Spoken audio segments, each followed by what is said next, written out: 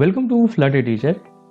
In this small UI tutorial, I will explain how to create the circle avatar that has a status indicator in order to show whether user is online or offline. So without wasting time, let's get started. As usual, we'll start from a blank application. You can see we have a My App that contains profile image with indicator as a home. So let's jump inside this widget called profile image with indicator. We have simply this stateless widget that has a scaffold, and as a body of scaffold we simply have the center widget. Now in order to show this particular image and the dot indicator with that, we need to use the widget called a stack. So if you don't know what is stack and how to use that one, we have a video for that, and go ahead and check out that video. So the first thing that we need to use is say user image here. So as a first child, I am going to make the use of say circle avatar for showing this image. Let's use some radius. So I think 40 pixel is enough. And for showing the image, I will make use of background image here. Let's use say network image here. Say network image. I have already copied the image path, so let's paste this path and let me save so that you can see. So we have this nice image coming here. Now after this, in order to show that dot indicator, let's add here indicator. Now for showing the indicator, we simply need a position widget, because I want to position that particular indicator on the bottom right side. So that's why we need to use position widget.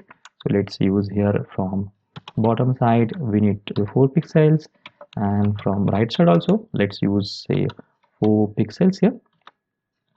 Then as a child of this one, we need a container because we simply want to show that indicator, and let's pass some width and height. So I will pass a width 16 pixel and height say again 16 pixel.